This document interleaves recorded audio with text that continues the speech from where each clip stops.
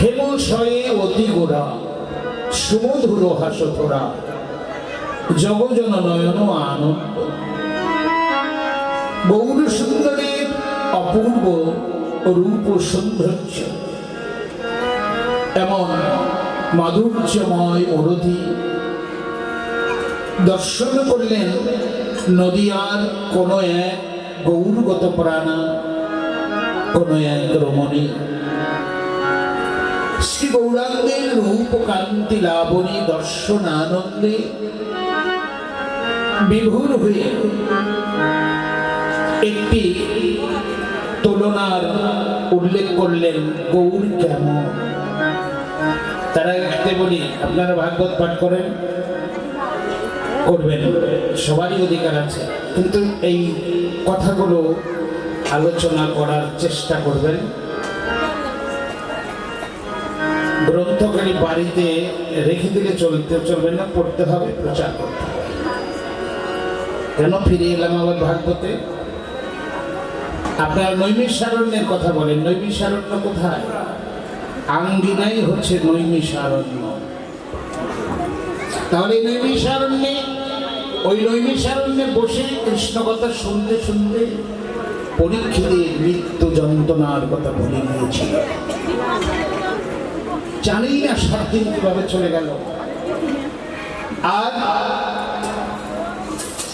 জম দাঁড়িয়ে আছে, ক্ষমতা নাই পরীক্ষিতকে নিয়ে যেতে।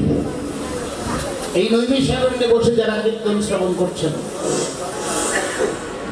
তাদেরও আজকে এই মুহূর্তে স্বয়ং যমরাজারও ক্ষমতা নাই আপনাদের নিয়ে যেতে। এই জন্য বললাম নৈমিষারণ্য এটি। তাই আজ এই যে গৌরের সিধু জগজল নয়ন আনন্দ, জগতের সকলের নয়ন আনন্দ করা মূরতি হচ্ছে গৌর হরি। তাই গৌরের সেই রূপ দেখে বললেন, এক টুকরো সোনা গৌরের রূপের পাশে রেখে দিল। হেম মানে সোনা। একবার ওই সুবর্ণের দিকে তাকায়, আবার গৌরের রূপের দিকে তাকিয়ে দেখছে দুইটি রূপ। এই রূপের সৌন্দর্য মাধুর্য কত! পরিশেষে নাগরিক বললে, না হারে, আমার গৌরাঙ্গের এমনই রূপ, সে তো শুধু রূপ নয়, কষিত কাঞ্চনের রূপকেও যেন জয় করেছে, সুবর্ণের রূপকে যেন জয় করেছে। এই যে রূপ, ভাবুক বললেন, ওই রূপ যে দেখেছে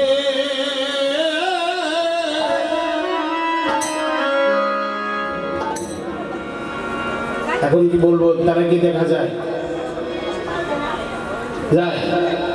দেখা যায়? আচ্ছা, আমার দাদা বললো যায়। অর্থাৎ গোপীনাথের খাস চেলা, মানে গোপীনাথকে দেখা যায়। কারা দেখে? যাদের দেখার নয়ন আছে। কানাই বলাইকে দেখা যায় যাদের দেখার নয়ন আছে। সে নয়ন কোথায় পাবো? এই যে 2টি নয়ন। আপনাদের একটা কথা বলি, ইসলামিক দৃষ্টিকোণ থেকে একটা কথা বলছি। হযরত আলী বলেছেন, আলী যারে দেখে না তার ইবাদত আলী করে না।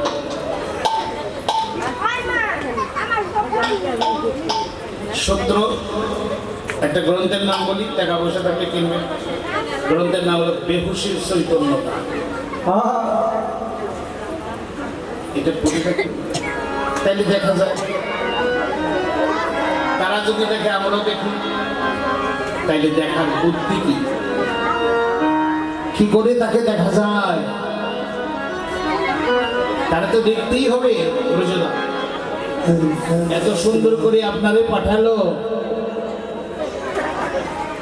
আপনি এলেন, আমি এলাম, এই ঘর বাড়ি টাকা পয়সা ধন দৌলত কত কিছু দিল, এত কিছু যদি সে দিল, কিন্তু তাকে দেখার উপায় আছে। একটা নয়নের দরকার পড়বে, তাকে দেখতে হবে, তাকে দেখতে হলে সাধনার দরকার পড়বে। নয়নটা কোথায়? চোখে না। এই যে আমাদের চোখ আছে, এই দেখেন, তার উপরে একটা আছে, দুইজন একটা। এই নয়ন কে দিবে? গুরু কৃপায় ঢুকে বলে। গুরুদেব যখন দীক্ষা দিলেন, তখন আমরা কি করি? কিছু টাকা একটা কাপড় দিয়ে খালাস, এগুলো আপনি হাজার হাজার দেন, কোনো কথা নেই। কিন্তু দক্ষিণাটা কি দেবেন গুরুদেবকে? টাকা নয়, শাড়ি নয়, ধুতি নয়, দক্ষিণা দেবেন। গুরুদেবকে বলবেন, হে গুরুদেব, দক্ষিণা স্বরূপ আমার এই পাপে বোঝাই দেহটা তোমার চরণে দিলাম। তুমি কৃপা করে আমার এই দেহটাকে শুদ্ধ করে দাও, আমার এই দেহ যেন কৃষ্ণ সেবায় লেগে যায়। সেই গুরুদেব কৃপা করে আপনাকে একটা নয়ন দান করবে। সেই নয়ন আপনার অন্তর নয়ন। উজাজ্ঞানমতি বিরন্দস্য জ্ঞানাঞ্জন শরণা চক্ষুর্মুন্মিলিতং যেন তস্मै শ্রী গুরুবে নমঃ। আমার এই চোখ দুটোকে উদ্ঘাটন করে জ্ঞান চক্ষু প্রদান করলেন গুরুদেব। সেই নয়নে তুমি দেখো তোমার প্রাণের ঠাকুর। কোন সময় দেখবা? তার একটা সময়ের কথা বলছি। আপনারা বা আমরা সবাই তো সকালে স্নান করে ঠাকুরের অর্চনা করি। অর্চনা শেষ হয়ে যাওয়ার পরে কিছুকাল 5 মিনিট 10 মিনিট সময় বোঝে, তারা বোঝে আপনার কি আছে, ধ্যানস্থ মগ্ন হন। দুটি নয়ন বন্ধ করে দেন, এই হাত বুকের উপরে রাখেন। যার পূজা করি তার একটু দেখে অন্তর্নয়ন আর দুপুটা চক্ষুর জল ফেলে। আর তাকে বলেন গৌর হে গোবিন্দ, হে গোপীনাথ, এখন তোমাকে চাই না গোপীনাথ, তুমি আমাদের যাবার বেলায় দেখা দিও।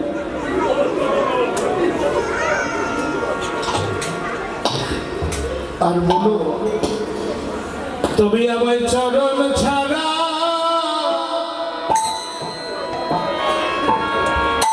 করো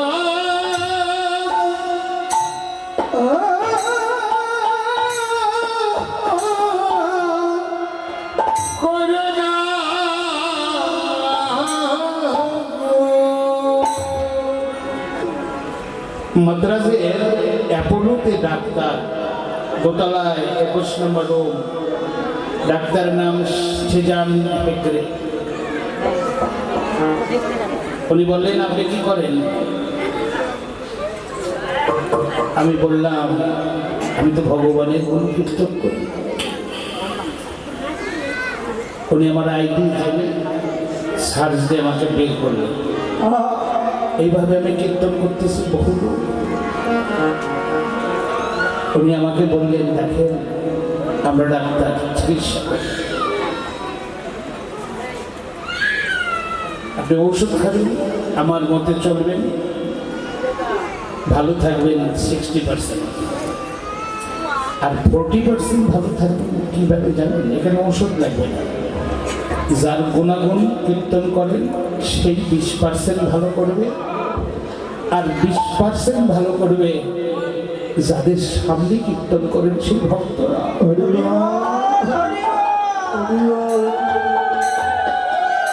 তাই ব্রজদা, আজকে কানাই বলাইকে স্মরণে রেখে আমি স্মরণ নিলাম ভক্তির চরণে। হে ভক্তগণ, আমার এই ভাঙা দেহ তোমাদের চরণে রেখে দিলাম। তোমাদের চরণ তুলি দিয়ে আমাকে শুদ্ধ করে দাও। শাহবাবু, জীবনে তো অন্যায় করেছি, অপরাধ করেছি, আমাকে ক্ষমা করে দেবেন। সবাইকে বলছি, আমার জন্য যদি কেউ কোনোদিন কোনো কষ্ট পায়, সবাই ভুলে যাবেন। পারলে একটু আশীর্বাদ করে আমি যেন আর কয়টা দিন আপনাদের সঙ্গ করতে পারি। হে ভক্তগণ,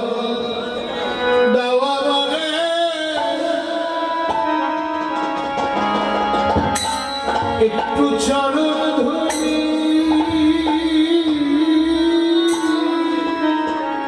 ভক্তগণ,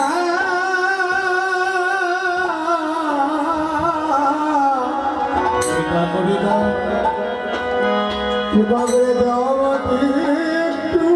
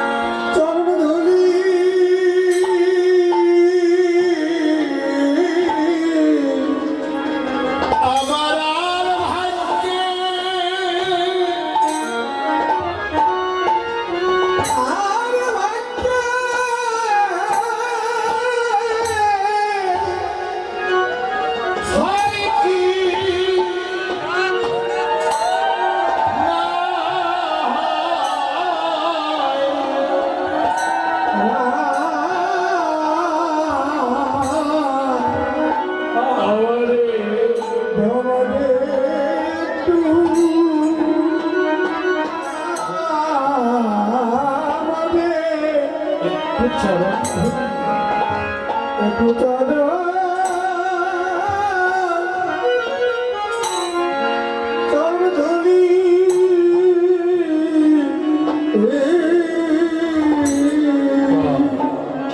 শাস্ত্র প্রমাণ করল বৈষ্ণবের চরণের ধূলি তাহে মোর স্নান কেলি, তর্পণ মোর বৈষ্ণবের নাম। বিচার করিয়া মনে ভক্তি রস আস্বাদনে মধ্যস্থ শ্রী ভাগবত পুরাণ। এই হল বৈষ্ণবের কৃপা। শেষ করে যায় না কৃপার কথা।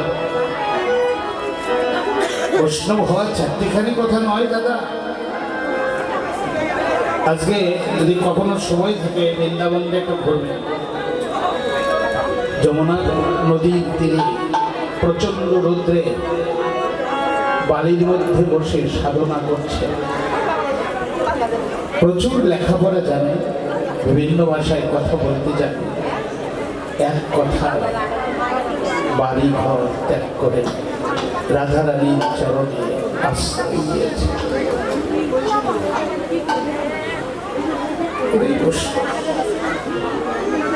দেখলে চোখ জড়িয়ে যায়। তখন আপনি আপনাকে বলবেন, উনি কে, আমি বিচারটা নিজের কাছে আসবে না। শুধু ডাল প্রসাদ খেলেই কি বৈষ্ণব হয়ে গেল? আমার অপরাধ দিলেন। এগুলো সত্য খাবার, ভালো। আমার পায়ের থেকে মাথা অব্দি নিরামিষে পরিপূর্ণ যেন থাকে। ওগুলা যেন কোনোদিন আর আমিষ না হয়। এর নাম ভালোবাসা।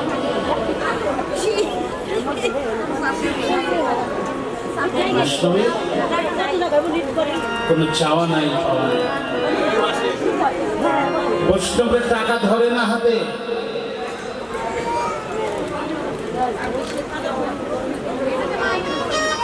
দেখবেন শুধু টাকা ধরে না দিতে হয়, কারণ শাস্ত্রই বলল বিষয় ছাড়িয়া কবে শুদ্ধ হবে মন,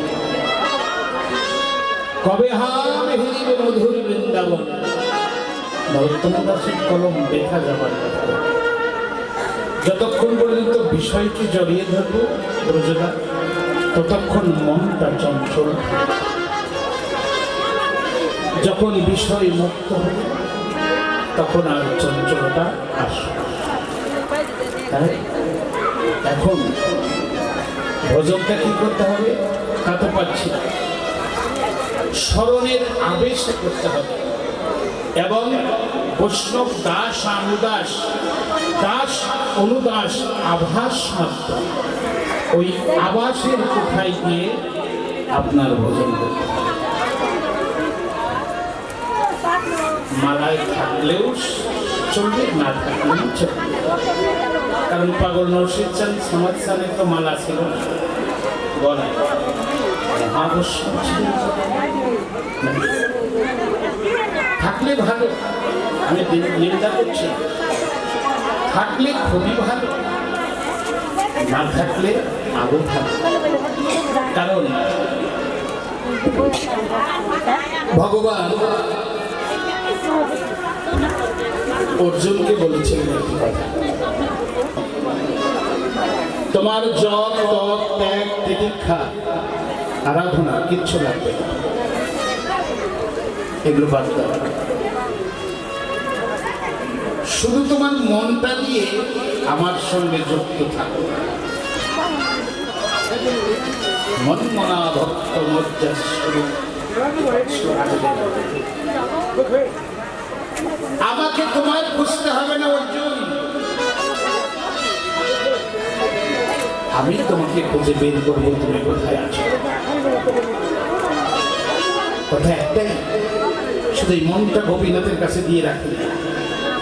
গোপীনাথকে আপনার খুঁজতে হবে না, গোপীনাথ পাগল হয়ে খুঁজবে ব্রজ কোথায় আছে।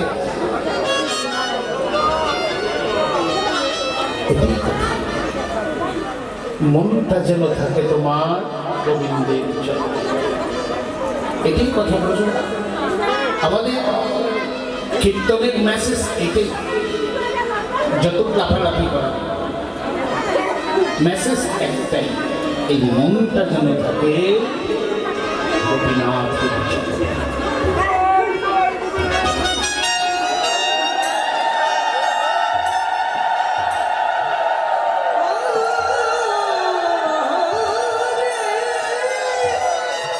হরিবল, ওই যে রূপটা,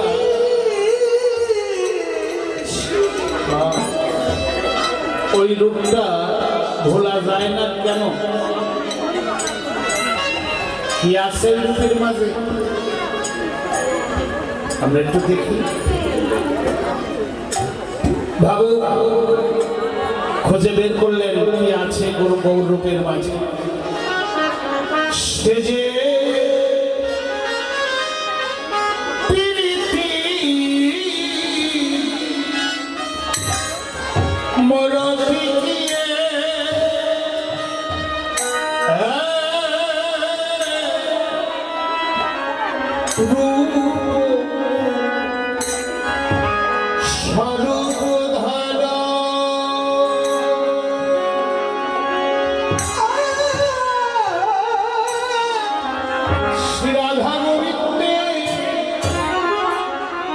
নির্বল নির্যাস প্রেম আস্বাদন করিবে বলে আজ যেন মূরতি ধরেছে। এটা তো তাদেরই ব্যাপার, আমাদের কি হল? এইবার মূরতি ধরেছে আমাদের জন্য। কিভাবে? ওই গৌর মূরতি ধরেছে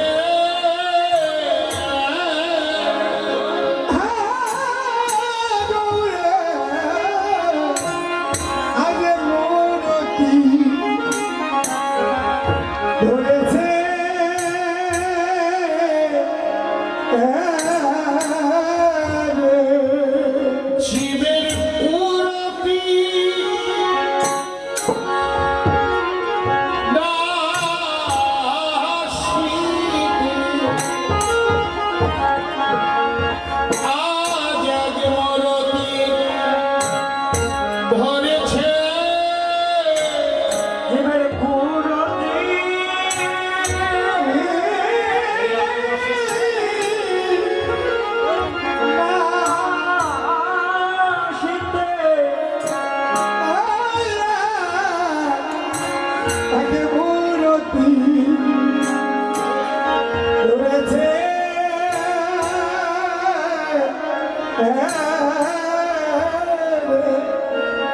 যদি বলি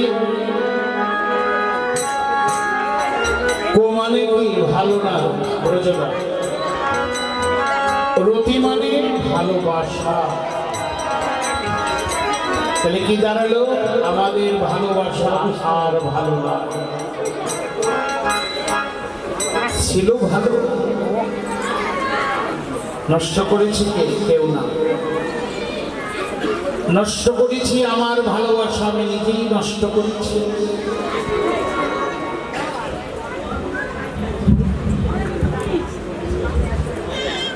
না বেশিক্ষণ না, আপনারা দয়া করে একটু পেছন দিকে শুনবেন, আমি আপনাদের কাছে ক্ষমা চেয়ে নিচ্ছি। বিষয়টা হলো কো মানে কি ভালো না, রতি মানে ভালোবাসা। আমাদের ভালোবাসা ভালো নাই, কেন নাই? তোমার ভালোবাসা নষ্ট করেছে কে নষ্ট করেছে? কেউ না, তুমি নিজেই নষ্ট করেছো তোমার নিজের ভালোবাসা। এই নষ্ট ভালোবাসা আর আবার কানাই বোনার সেবায় লাগবে। বাড়িতে একটা পেঁপে গাছ আছে আপনার, আগের দিন চিন্তা করলেন যে পেঁপেটা পাকা পাকা ভাব ধরছে, ভালো করে পাকলে আগামীকাল গোপীনাথের সেবায় দেব। সকাল হয়ে গেল, গাছের দিকে তাকিয়ে দেখেন পেঁপেটার অর্ধেকটা পাখিতে খেয়ে গেছে, বাকি অংশটা কি কৃষ্ণ সেবায় লাগবে? কে আপনারা একমত? লাগবে না? ওই রকম আপনার ভালোবাসা আমার ভালোবাসা টুকরে টুকরে খেয়ে নষ্ট করে দিয়ে আমাকে পথে ফেলে সবাই চলে গেছে। কারে ভালোবাসা? প্রাণ দিয়ে ভালোবাসা ছেলেকে, উজাড় করে ছেলেকে ভালোবাসলাম, আর তো কৃষ্ণ সেবায় লাগবে না। এখন উপায় সাধুগুরু বৈষ্ণব বললেন যা হবার হয়ে গেছে ভাই, যা হবার হয়ে গেছে। একটু ভালোবাসা তোমার অন্তরে এখনো আছে, তুমি এই ভালোবাসাটা কাউকে দিয়ে আর কলঙ্কিত করো না। এই ভালোবাসাটুকু সাধুগুরু বৈষ্ণবের সঙ্গ করে ভালোবাসাটা শুদ্ধ করে কানাই বলার সঙ্গে সঁপে দাও, গোপীনাথের কাছে সঁপে দাও। হরে কৃষ্ণ।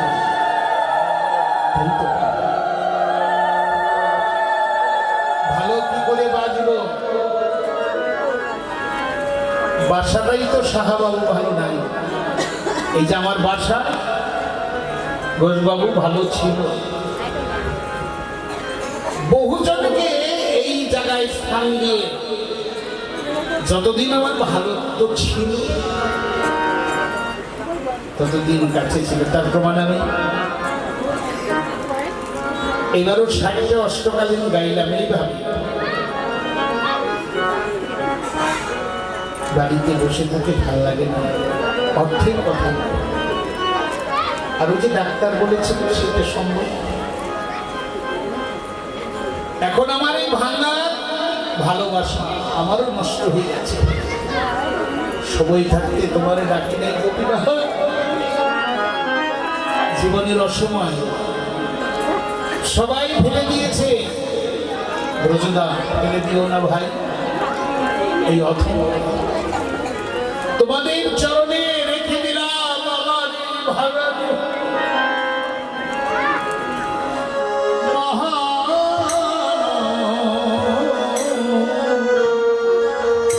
দাস রে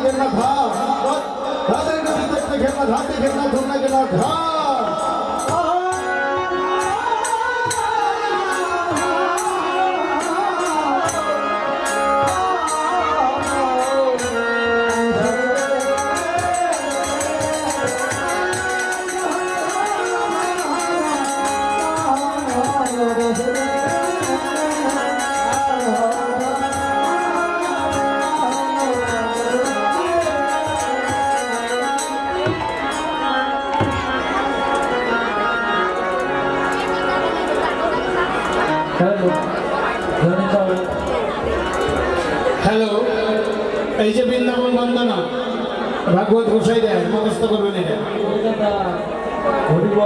মুখস্থ করবেন ভাগবত পাঠ করার আগে। বরহা পিরাভিরাম মৃগমাদ তিলকম কুণ্ডলাক্রান্তম গণ্ডম কন্যাষ্টম কম্ভূকণ্ঠম স্মিতম শবগমুখম সাদরস্তবেন শ্যামং সত্যম ত্রিবঙ্গর্বিকারমশনম ভূষিতং বৈজয়ন্তমন্ধ্রে বৃন্দাবনস্থম জগৎশতপরিতম ব্রহ্মগোপাল বেশম। বাহ, এই যে আমরা বৃন্দাবনে এলাম। রাধে রাধে।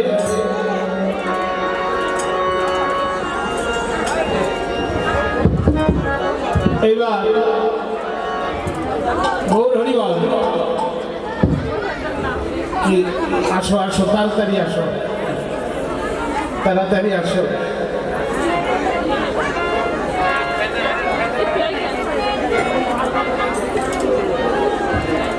হরি হরি বল।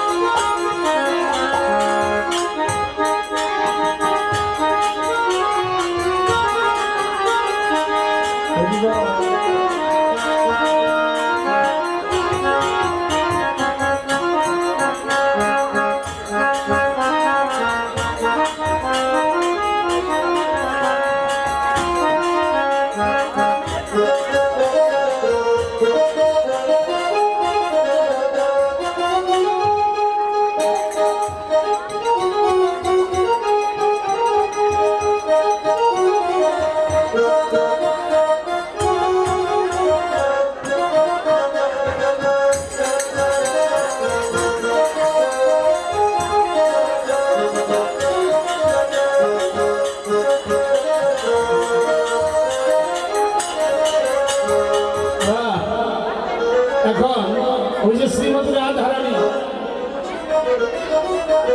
শ্রীমতী রাধারানী গুঠির বেশি গোবিন্দকে যেতে নেই, গোচারণে চলে গেল। কোথায় দেখল? অট্টালিকার উপর থেকে। তাদের সঙ্গে সখীগণ পরিবেষ্টিত। কিন্তু রাধারানীর চরণ কতটা কোমল হতে পারে? সেই চরণে যে পাথরের আঘাত লাগছে, যেখানে দাঁড়িয়ে দাঁড়িয়ে দেখছে সেখানে পাথরগুলো আঘাত লাগছে রাধারানীর পায়ে, কিন্তু ব্যথা না। কেন? ভালোবাসার মানুষকে দেখতে এতটাই আনন্দে বিভোর, সেখানে ব্যথা অনুভব করার সুযোগ নেই, তাই না? কৃষ্ণপ্রেম এতটাই, কৃষ্ণ প্রেম যেন জাম্বু নদহে। এই প্রেম নিরুকে না হয়, যার হয় যোগ তার না হয় বিয়োগ, বিয়োগ হলে কবো না জীব। হরে কৃষ্ণ, রাধে রাধে। এইবার আমরা একটু দেখি রাধারানী কি বলল। সখীদের কাছে বলছেন, সখীরে অললিতা অভিশাখা,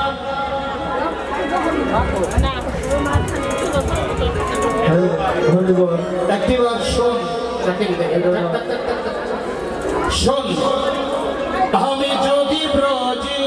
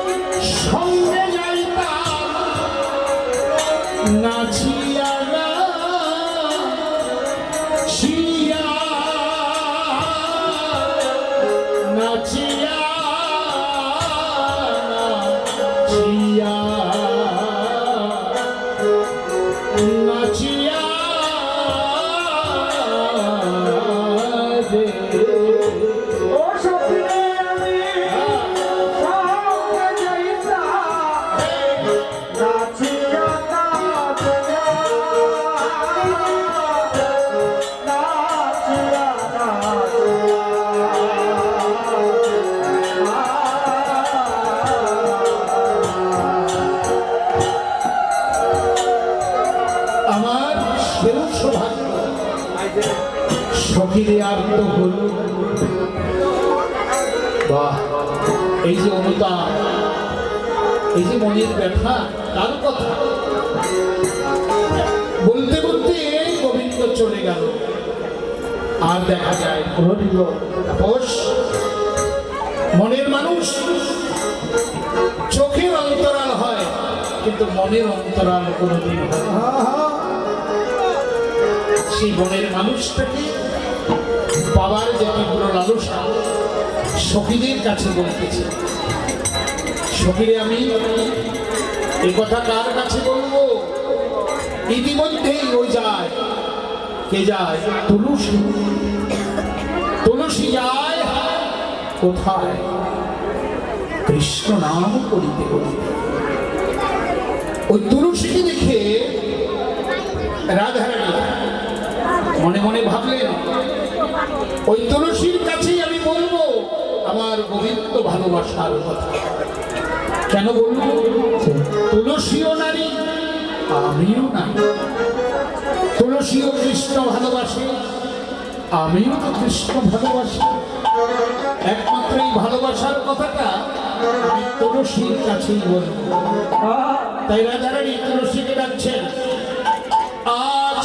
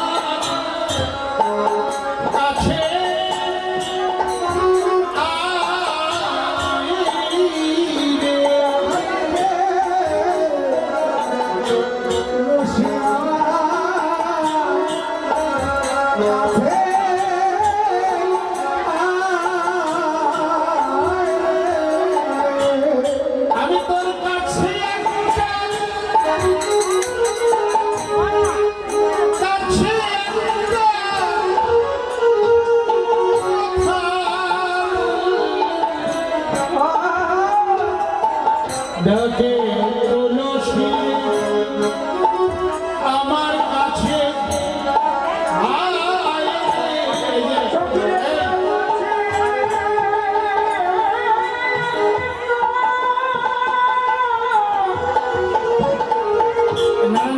আসলে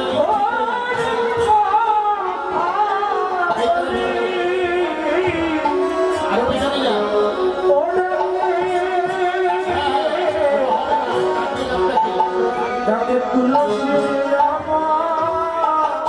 আমার কাছে আয়,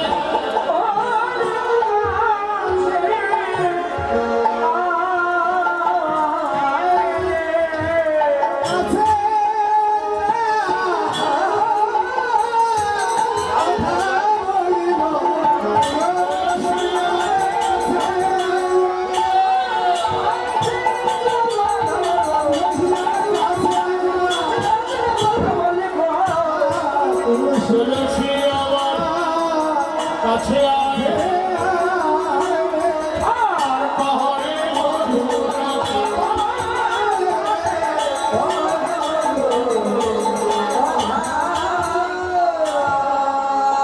তুলসী আমার কাছে আয়। এক অর্থে রাধারানী তুলসীকে কাছে ডাকছে, আরেক অর্থে ওই রাধারানী বলছেন তোমরা তুলসী রে, তুলসী রে,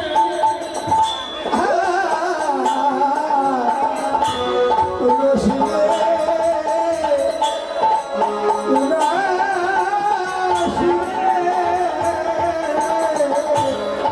যদি প্রেম ভক্তি পাওয়ার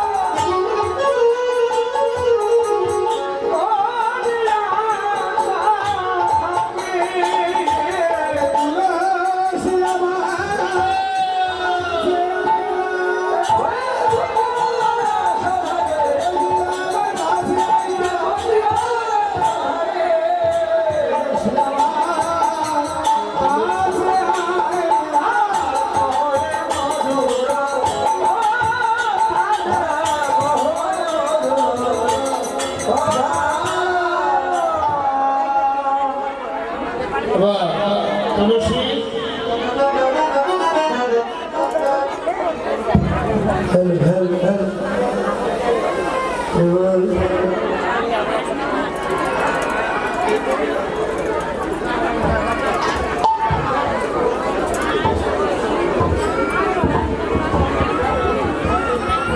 হরে কৃষ্ণ।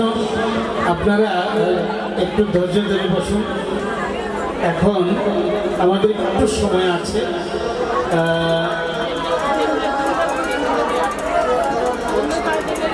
শোনো, তুমি যাইও না, প্রসাদ পেয়ে গিয়ে যাবে, দেখা করে যাবো, ঠিক আছে?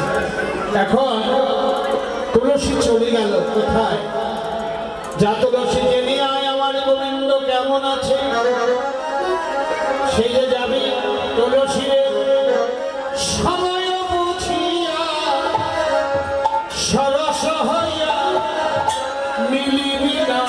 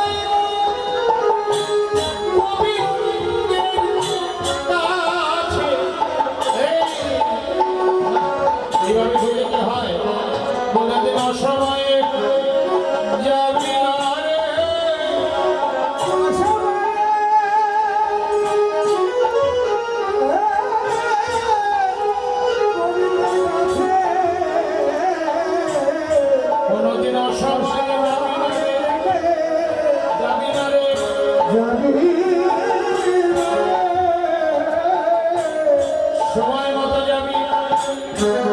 আমরাও যেন সময় মতো গোবিন্দের কাছে যাই। তাই রাধারানী তুলসীর হাতে একখানা মালা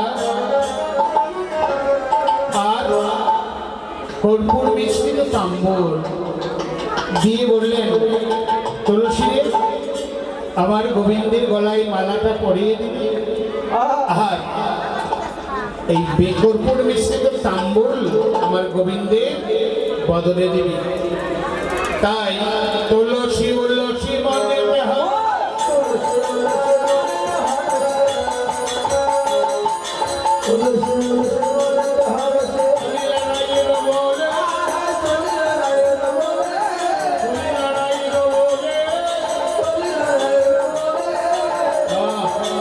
চলে গেল তুলসী আনন্দ আর ঘরে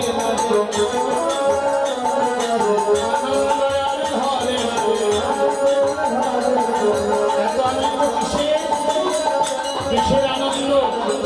তুলসীর মনে মনে ভাবলেন, আজ আমার রাধার দয়া হয়ে গেল,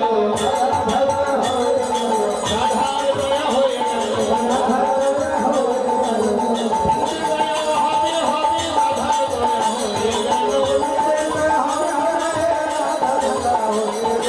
গোবিন্দের দয়া হবে বলে রাধার দয়া।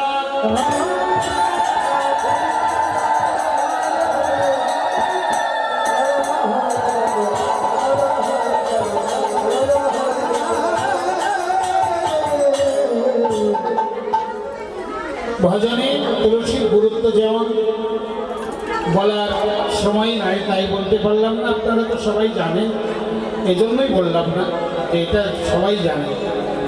তাই গোবিন্দের পাশে এসে তুলসী কি করলেন? দেখলেন, কি দেখল? গোবিন্দ ধোলায় গড়াগড়ি দিয়ে কাটতেছে। বাহ! একটি কথা না বললেই নয়, সেটি বলাটা হলো এই যে তুলসী, যদি কৃষ্ণ প্রেম ভক্তি পেতে চাও তাহলে তুলসীর সঙ্গ করতে হবে। সকালবেলায় স্নান করে তুলসী দেবীকে স্নান করাবে, অনেকে করাবে। সেই স্নান করিয়ে কি করবেন? চরণামৃত আস্বাদন, মহাব্যাধি থেকে মুক্তি পাবে। আর এই যে তুলসীর যে কণ্ঠী গলায় দিয়ে চলে, আবার এই যে এই পাড়ার যে আমার ভাই বউ, ভাইয়ের বউ, সেটি গুরু ভাই, আর বউ, এই যে আমাদের গোবিন্দের স্ত্রী, অল্প বয়সে অনেক আগে থেকেই মালাটা কিন্তু গলায় দিচ্ছি। ওই যে আমাদের মানে মা জননী ব্রিটিশের স্ত্রী, তার গলায় দেখো খুব সুন্দর মালা। এইভাবে যারা আছো তুই গলায় দিবি। ও বিক্রে ফেরত কেউ জানি না দেখে, তাই না? একদম না, ওরাই কিন্তু কানাই বলার জন, কানাই বলার জন, মালা থাকতেই হবে, কোনো কথা চলবে না। এই যে আমার একটু জায়গা দিতে হবে, কেউ ওদের সরাই দিতে হবে, একটু সরাই না দিলে কিন্তু হবে না, ওদের জায়গা করে দিতে।